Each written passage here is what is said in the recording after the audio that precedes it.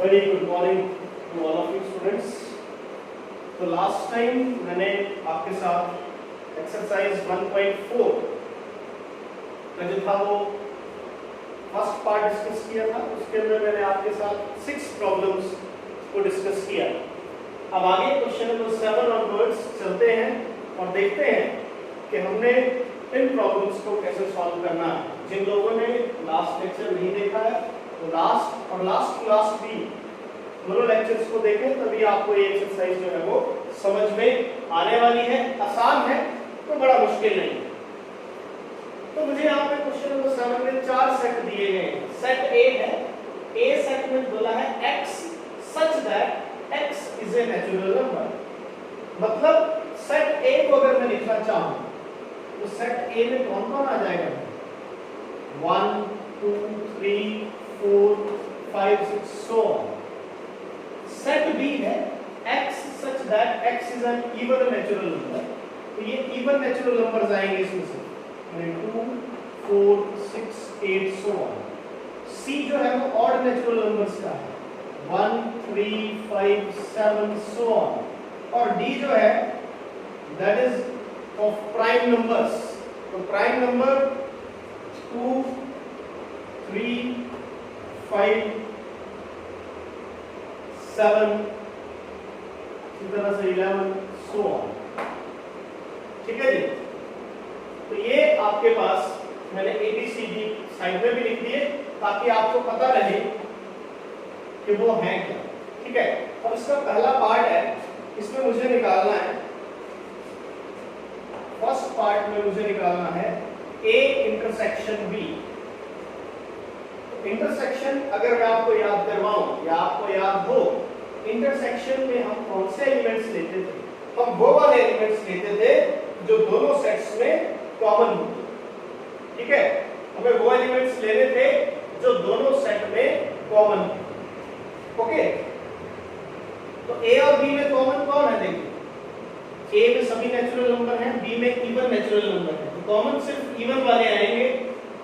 A intersection B क्या हो जाएगा? 2 4 6 8 so on। उसी तरह से सेकंड पार्ट है हमारे पास। सेकंड में बोला है ए इंटरसेक्शन सी। मतलब ए और सी में कॉमन कौन है? ए में सारे नेचुरल नंबर, सी में ऑड वाले। तो कॉमन कौन से हैं? ऑड वाले हैं, तो इसमें ऑड वाले आने वाले हैं 1 3 5 so on। ठीक है जी। Next is A intersection D. A और डी में, ए में नेचुरल नंबर है, डी में प्राइम नंबर है। कॉमन जो प्राइम वाले हैं वो सारे के सारे आ जाएंगे, क्योंकि वो सब के सब नेचुरल तो होते ही हैं। तो कॉमन दिखती सी बात है कि प्राइम नंबर्स आ जाएंगे, क्योंकि प्राइम नंबर्स नेचुरल तो हैं ही। ये यही वाले में कॉमन है। Now fourth part is B intersection C. B में कौन थे? बी में थे इवन नेचुरल नंबर, सी में कौन थे? Odd natural number. क्या इनमें कोई कॉमन होगा? क्या कभी ऑड और इवन आपस में कॉमन हो सकते हैं? नहीं, बिल्कुल नहीं। ऑड और इवन में तो कोई भी कॉमन नहीं आएगा। तो जब कोई कॉमन नहीं है तो हम बोलेंगे B intersection C will be 5, it will be an empty set। ये एक empty set रहेगा जिसके अंदर कोई भी एलिमेंट प्रेजेंट नहीं होगा। और ऐसे सेट्स को क्या बोलते हैं? अगर आपको मैं याद कर रहा हूं तो जिन सेट्स में कोई भी कॉमन एलिमेंट नहीं होता है, they are called disjoint sets. क्या बोलते हैं उनको? उनको हम बोलते हैं डिसजॉइंट सेट्स। ठीक है जी। नाउ फिफ्थ पार्ट में हमारे पास प्रॉब्लम है B इंटरसेक्शन D। अब B क्या था? B था इवन नेचुरल नंबर और D था प्राइम नंबर। तो ऐसा सिर्फ एक ही इवन नंबर होता है जो प्राइम भी होता है, आपको पता है। तो हमें ऐसा नंबर चाहिए जो इवन भी हो और प्राइम भी हो, क्योंकि इन दोनों का कॉमन चाहिए। तो तो इवन बी और प्राइम बी और डी में सिर्फ एक कॉमन है, कौन? 2. So it's answer will be set containing only one element which is 2. अगला है, लास्ट पार्ट है C intersection D. C intersection D. इस C और D में कौन कॉमन होगा? तो C क्या है? ऑड नेचुरल नंबर और D है प्राइम नंबर्स. देख लेते हैं, ऑड भी हो और प्राइम भी हो तो 1 तो नहीं होगा, 3 कॉमन है, 3 आ जाएगा, 5 आ जाएगा, 7 आ जाएगा, 11 आ जाएगा, सो तो ये C इंटरसेक्शन D इस तरह से 11 के बाद कौन आएगा? जैसे 11 के बाद आपका 13 आ जाएगा, फिर उसके बाद कौन आएगा? आपका 17 आ जाएगा. इस तरह से ये एलिमेंट्स चलते चले जाएंगे, ऑड नंबर भी हो और साथ में प्राइम भी. तो ये हमारे पास क्वेश्चन नंबर 7 था, इसमें 4 सेट हमें दिए गए थे और ये डिफरेंट पैरामीटर्स हमें निकालने थे, डिफरेंट चीजों के लिए सॉल्व करना था, अलग अलग ऑपरेशन निकालने थे इंटरसेक्शन के. अब आगे चलते हैं क्वेश्चन नंबर 8 की तरफ. और क्वेश्चन नंबर 8 में हमें ये बताना है कि इनमें से कौन से डिसजॉइंट है. तो डिसजॉइंट मैंने अभी थोड़ी देर पहले भी डिस्कस किया. डिसजॉइंट वो होते हैं जिनमें कोई भी एलिमेंट कॉमन नहीं होता है. अभी अभी हमने पढ़ा है, हमने थोड़ी देर पहले ही आपके साथ डिस्कस किया है डिसजॉइंट एलिमेंट्स को. तो डिसजॉइंट सेट्स को, डिसजॉइंट सेट्स वो हैं जिनमें क्या है? डिसजॉइंट सेट वो हैं जिन दो सेट्स के बीच कोई भी एलिमेंट कॉमन नहीं है. तो जैसे हमारे पास क्वेश्चन नंबर 8 की मैं बात करूं, क्वेश्चन नंबर 8 में हमारे पास पहले पार्ट में एक सेट दिया है 1 2 3 4 और एक और सेट दिया है x such that x is a natural number. x एक नेचुरल नंबर है and x is greater than equal to 4 less than equal to 6. 4 से बड़ा और 4 भी इंक्लूड करना है, लेस देन इक्वल टू 6. तो देखिए, चेक करना था कि क्या ये डिसजॉइंट है या नहीं. ये तो हमारे पास क्लियर ही है. इस सेट को अगर लिखना हो तो इसमें कौन बना जाएगा? इसमें आ जाएगा 4 5 एंड 6. ये दोनों इंक्लूड किए क्योंकि इक्वल टू का साइन भी लगा. तो इन दोनों में तो कॉमन है. Here 4 is a common element. ठीक है, तो these sets are not disjoint. तो इसलिए ये जो सेट है ये डिसजॉइंट नहीं है. ये डिसजॉइंट हमारे पास नहीं है क्योंकि 4 इनमें कॉमन है. तो ये तो हमारे पास बाहर हो गया. अगला सेकंड पार्ट है,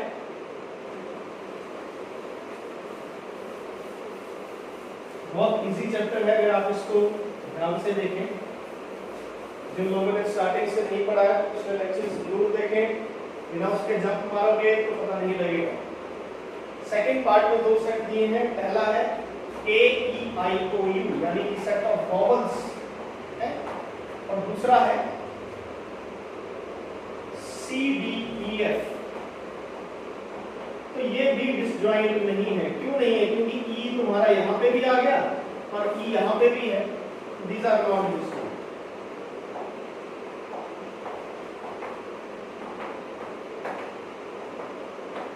तो ये भी हमारे डिसजॉइंट नहीं. थर्ड पार्ट की तरफ चलता हूं. तो थर्ड पार्ट में है x such that x is an even integer. वही चीज आ गई. और यहाँ पे x such that x is an odd integer. देखिए, odd और even integers में तो कभी कुछ कॉमन नहीं होगा. even integers आप सब जानते हैं, इस तरीके से हमारे पास आ जाएंगे -4 -2 0 2 इस तरीके से आ जाएंगे. ठीक है, तो मतलब ये तो अंडरस्टूड है आपको कि इवन इंटीजर्स कौन कौन से 2 4 6 8. और में अभी पीछे किया था 1 3 5 7 इस तरह से नेगेटिव साइड पे भी आ जाएंगे क्योंकि इंटीजर बोला है, वहां नेचुरल नंबर ही बोला था. तो इनमें कोई भी कॉमन नहीं होगा. ठीक है जी, हमारे पास कोई भी कॉमन नहीं है।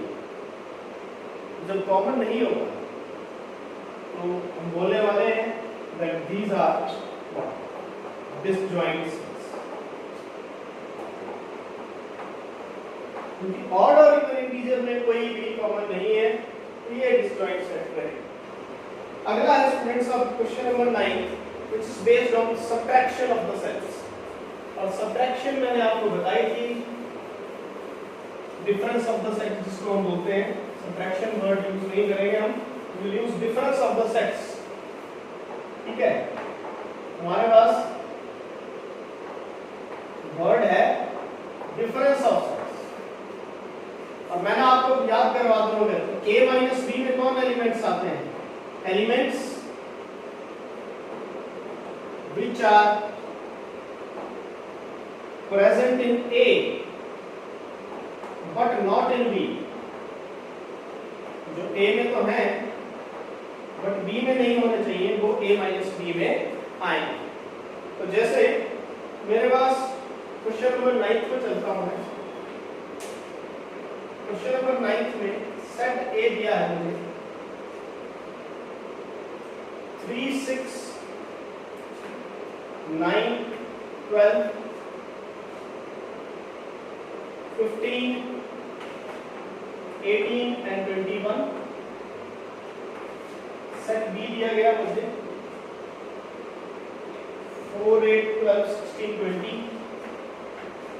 4 8 12 16 and 20।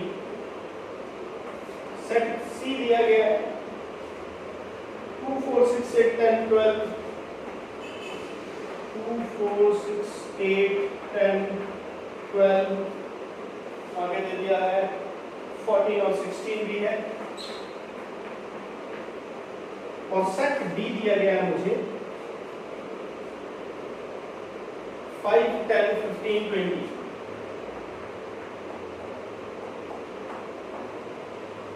तो ये मुझे 4 सेट दिए हैं और मुझे डिफरेंस अलग अलग सेट्स का निकालना है। तो जैसे पहला ही है a माइनस बी। तो a माइनस बी में स्टूडेंट्स कौन से लेने हैं?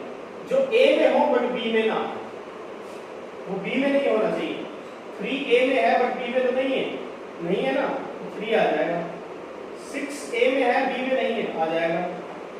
9 a में है b में नहीं है, आ जाएगा। 12 नहीं आएगा, क्यों? क्योंकि ये a में है बट b में भी है। हमें वही लेना है जो सिर्फ a में हो b में ना। 12 नहीं आने वाला। 15 आ जाएगा, 18 आ जाएगा, 21 भी आ जाएगा। a माइनस बी में कौन से लेने थे? जो सिर्फ a में होते पर b में नहीं होते।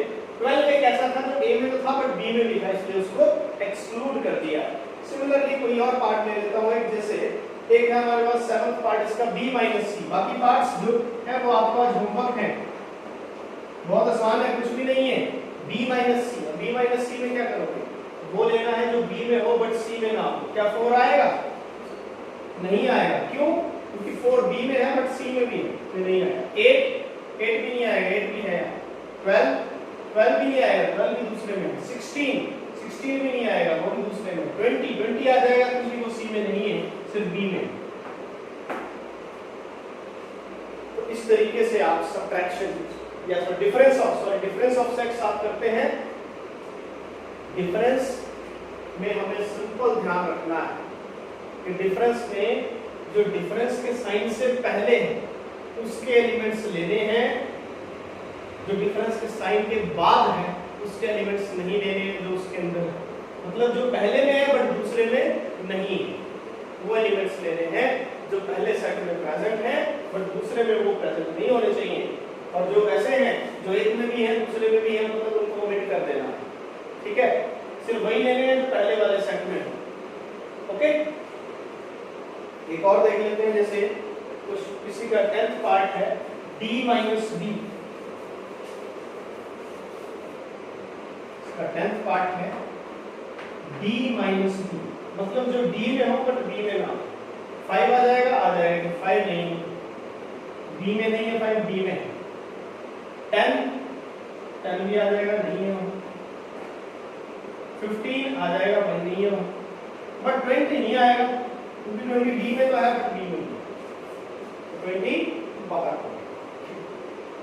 इसी तरह question number 10 is also homework for you. Question number 10 में आपको डिफरेंस ही निकालना है, x और y दो सेट दिए हैं तो दोनों के दोनों आप कर सकते हैं, बहुत इजी प्रॉब्लम है। क्वेश्चन नंबर 11 हो रही है कि r माइनस q करने पर क्या बचेगा। r stands for real number, ठीक है जी। q stands for rational number। भाई रियल में से रैशनल निकाल दिए तो ऑटोमेटिकली कौन बचेंगे, बचेंगे इरैशनल नंबर्स। ये भी वो बचेगा set of irrational numbers. Now last is a true false type problem जिसमें डिसजॉइंट सेट्स देखने हैं कि वो डिसजॉइंट हैं या नहीं। तो ये भी क्वेश्चन नंबर 12 भी आपको होमवर्क है, ऐसे क्वेश्चन बहुत से मैं करवा चुका हूं। Disjoint set, disjoint set means उनकी इंटरसेक्शन 5 होनी चाहिए। चलिए इसका एक पार्ट मैं डिस्कस कर लेता हूं, कोई भी एक पार्ट डिस्कस कर लेता हूं, बाकी ट्रू फॉल्स आप इसके कर सकते हैं बहुत आसानी से। क्वेश्चन नंबर 12 का जैसे मैं थर्ड पार्ट ले लेता हूं, थर्ड पार्ट है क्योंकि ये तो बिल्कुल सामने दिख रहे हैं। 2 6 10 14 एंड एक दिया हुआ 3 7 11 15 are disjoint sets।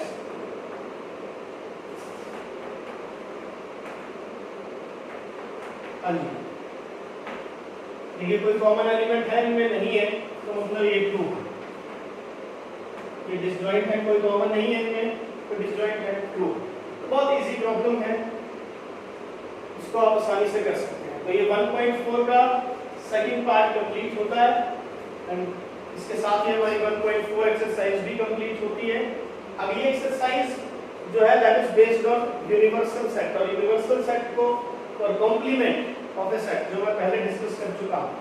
कल मैं 1.5 करवाऊंगा, छोटी एक्सरसाइज है, इसको हमें दो पार्ट्स में भी करने की जरूरत नहीं रहेगी, एक ही पार्ट में ही कंप्लीट हो जाएगा। और फिर उसके बाद करेंगे हम 1.6 जहां से तुम्हें क्वेश्चन 3.5 मार्क्स का आने वाला है। यहां से भी आ सकता है बट वहां से आने की प्रोबेबिलिटी जो है वो ज्यादा रहती है। तब तक के लिए मैं सिर्फ यही कहूंगा तुम्हें कि एक तो जो भी लेक्चर्स अभी तक डिलीवर किए जा चुके हैं आपको उन सबको बार-बार देखें, टाइम वेस्ट ना करें, और इस टाइम को जो ये लॉकडाउन का टाइम है इसको आप पूरी तरह से यूटिलाइज करें। इसको ऐसे ना लें कि ये जो पार्ट है वो ऐसे ही चल रहा है, इस पार्ट को हम सबसे लास्ट में डिस्कस करने वाले हैं। स्कूल ओपन होंगे इसको हम सबसे लास्ट में डिस्कस करेंगे, इसको सीरियसली पढ़िए। और अभी आपके लिए एकदम जैसे कि आप 10 से +1 में आते हैं ग्रेजुअल चेंज होता है, आपके लिए बहुत सी नई चीजें आने वाली हैं, इसलिए एकदम से अगर समझ में भी नहीं आता तो घबराना नहीं है, क्योंकि ये आपके लाइफ में एक बड़ा टर्निंग पॉइंट रहता है। अभी आप सीनियर से सीनियर सेकेंडरी लेवल में जब जाते हैं, क्योंकि अभी तक जो आपने स्टडीज की हैं उन स्टडीज में और हमारी जो सीनियर सेकेंडरी लेवल की स्टडी होती है उसमें थोड़ा डिफरेंस रहता है, इसलिए आपको थोड़ा सा टाइम लगेगा इसके साथ खुद को एडजस्ट करने में, बट एक टाइम के बाद आपको बिल्कुल एडजस्ट हो जाएगा। तो अभी इसको थोड़ा सा ध्यान से करिए, क्योंकि यही अब एक नया नॉलेज है। अभी अगर हम बात करें तो हिमाचल प्रदेश टेक्निकल यूनिवर्सिटी ने फ्यूचर के लिए पॉलिसी बनाई है कि 20% ऑफ द कोर्स हमेशा वो ऑनलाइन ही कवर करने वाले हैं। इसी तरीके से 20% ऑफ द कोर्स के वो वीडियो लेक्चर्स बना के रख देंगे, और अभी नहीं, not during this corona pandemic but through out session, in the coming sessions they will cover 20% syllabus in this video lecture form. So ये अब एक न्यू नॉर्मल, एक नया पार्ट बनने वाला है, आपको भी थोड़ी सी इसकी आदत डालनी होगी और इसके अकॉर्डिंगली भी आगे चलना होगा। तो आज के लिए इतना काफी है, मिलते हैं नेक्स्ट लेक्चर में। Till then all the best.